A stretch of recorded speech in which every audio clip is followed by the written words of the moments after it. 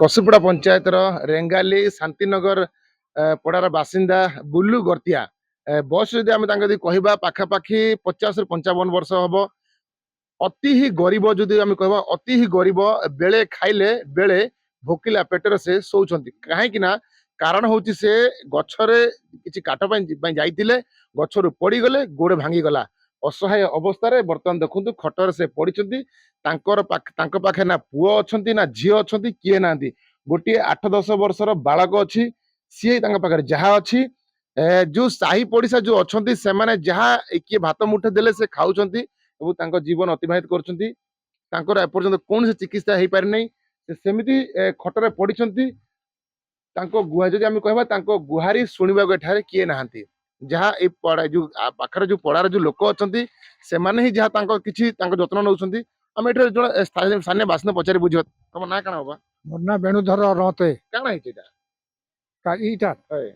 इटा तो आज्ञा गछु तो पड़ला एति गछु तो पड़ला इटा गुटे बरस हेलानी केजी इटा वर्षे हला पड़ी उठानी किछि डॉक्टर खाना नेले भाईनी पड़ना डॉक्टर खाना नेले जनता डॉक्टर खाना न भर देले आ तार माइजी भी पलाला आ तार छुआ भी पलाला से डॉक्टर मने निजे आनले और गाड़ी इने थुई देले थुई दिकरी माने पैसा मांगुथिले जे आम कहलु गरीब लोग केना पैसा पाइबा जे तुमके पैसा देबा बोला के गाड़ी धरले भाग ଦେଖନ୍ତୁ ଯଦି ଯାହା କହିବା ଆମେ ସେ ଦୀର୍ଘ ଗୋଟେ ବର୍ଷ ହେଲା ଏଇ ଘର ଭିତରେ ସେ ଖଟିଆରେ ପଡିଛନ୍ତି।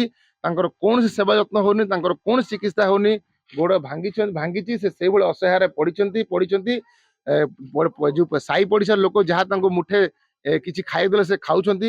ଦେଖନ୍ତୁ ଇଏ ଯଦି କହିବା ଆମେ ସରକାର ମାଳ ଯୋଜନା କରୁଛନ୍ତି, ଲୋକଙ୍କ ସ୍ୱାସ୍ଥ୍ୟ ପାଇଁ ବିଭିନ୍ନ ସୁବିଧା କରୁଛନ୍ତି, ହେଲେ ଯୋଉ କହନ୍ତି ଦୀପ ତଳେ ଅନ୍ଧାର, ଇଏ କୌଣସି ସହରର ଅତି ମାନେ ଉପାନ୍ତ ଅଞ୍ଚଳ ନୁହେଁ। କେସିଙ୍ଗା ସହରରୁ ଇଏ ମାତ୍ର 10 କିଲୋମିଟର।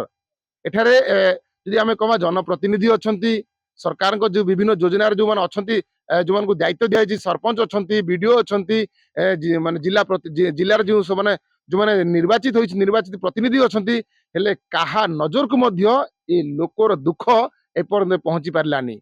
ଏବେ ତାଙ୍କର ଗୋଟିଏ ସାହା ଭରସା ଅଛି, ଯଦି ପ୍ରଶାସନ କିଛି ତାଙ୍କୁ ସାହାଯ୍ୟ କରେ ତ ହୁଏତ ଏ ଲୋକର ଜୀବନଟା ବଞ୍ଚିଯିବ, ନହେଲେ ଆଗକୁ ଯେ କଣ ହବ ତାହା କହିବା ମଧ୍ୟ ଅସମ୍ଭବ।